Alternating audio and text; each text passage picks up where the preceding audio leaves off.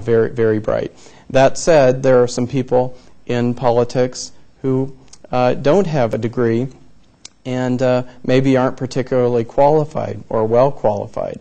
So in the United States and even in other countries, I think there is some luck involved in getting elected to public office.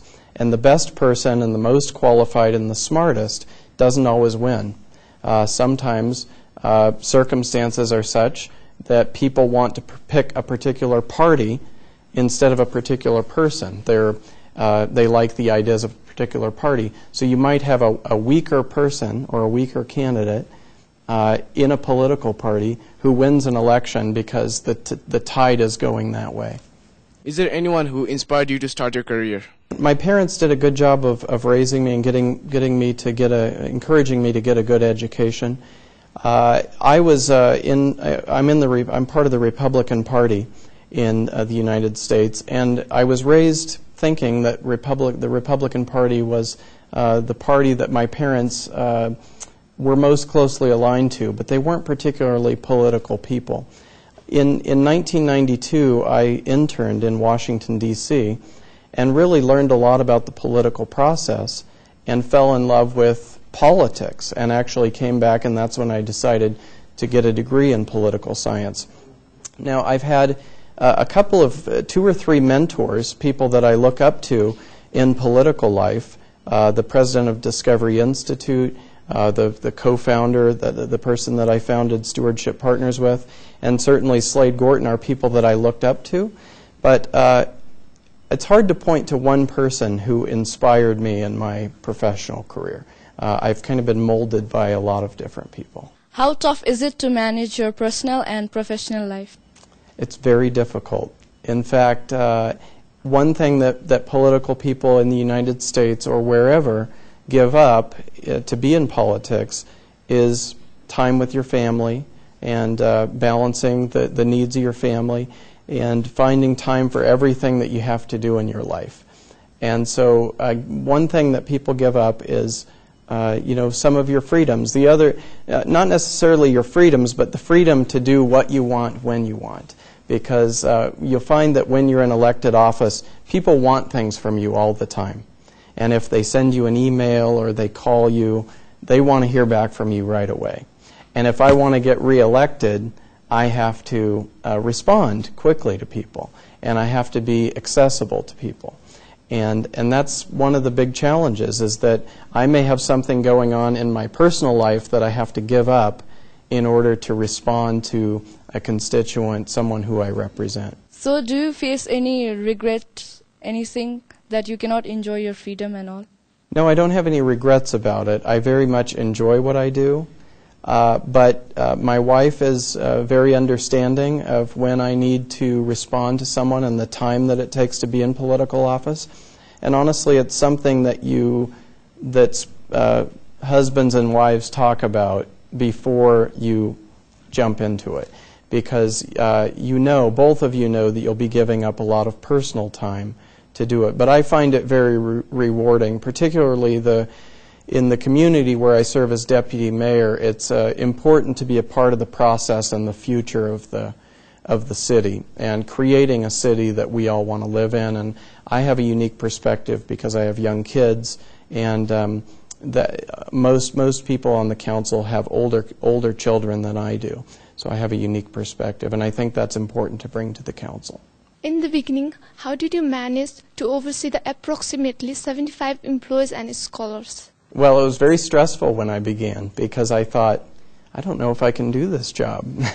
I think people of any culture have self-doubts about themselves. Can I do this job? For me, I was 27 years old when I took the job, and that was an obstacle for me to think.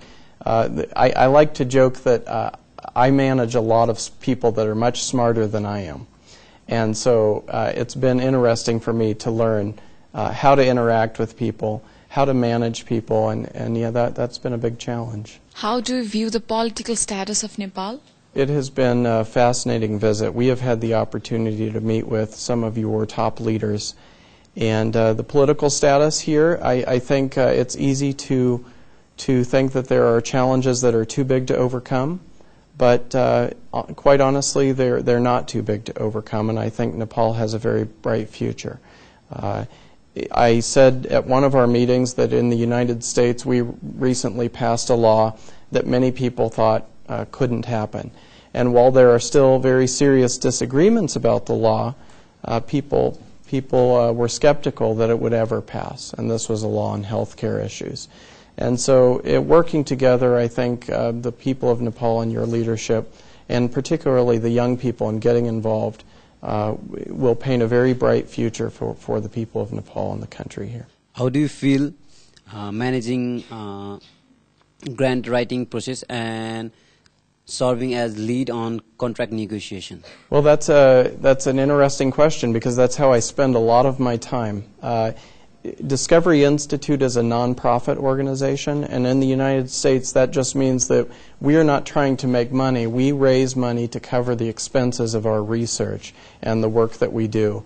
And that support comes from individual donors, corporations, and foundations. And most foundations have an application process where you write a grant, you have to write what you're going to do and why it's important and what you hope to come out of it. And the goal is to get those foundations to provide money so that we can carry that agenda forward. And I spend probably 2/3 of my time writing proposals and fundraising letters and reaching out to our members and working with our board to raise money. So that's a very important role because we have to have money to pay people. How old were you when you first came to the political scenario? I graduated from college I was in student government at Washington State University. So in my university, I was a student senator. And there were 18 senators representing a total of 20,000 students. And so at that time, I was about 21 years old. That's when I first started. And then after I graduated from college and had my degree, I got involved in a couple of statewide political campaigns. So I've always had an interest in politics, and I got involved quite early. How important is it to have young political leaders in politics? Young people, no matter what country or culture, are the future of the country. And so having people involved in learning and getting to know about political issues and getting to know how to contribute, I can't stress the importance enough. If you imagine a scenario where no one got involved, things would be very difficult for the country or the community that you're in.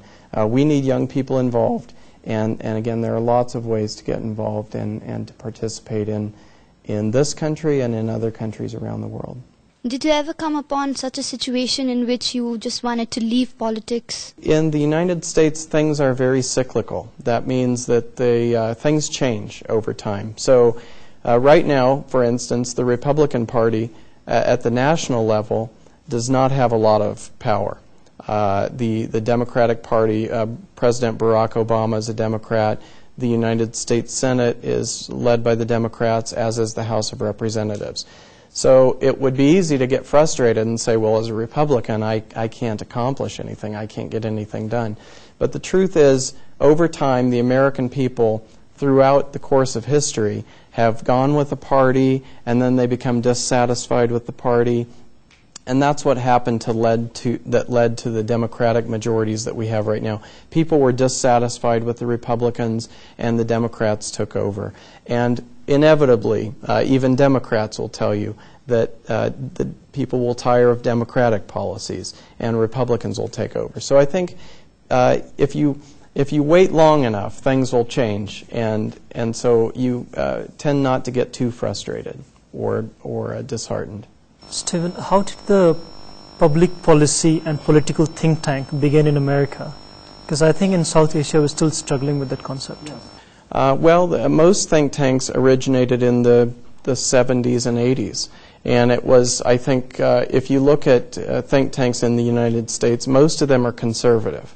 There are not very many political think tanks that are more liberal or democratic. And for conservatives in particular, I think think tanks were an answer to what students and others were being taught at the universities.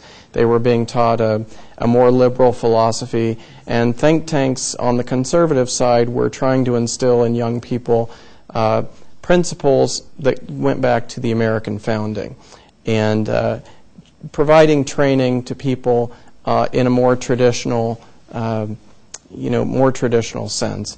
And so political think tanks have a really recent history. They've been around in the United States, and yet they've contributed immensely to the political process there.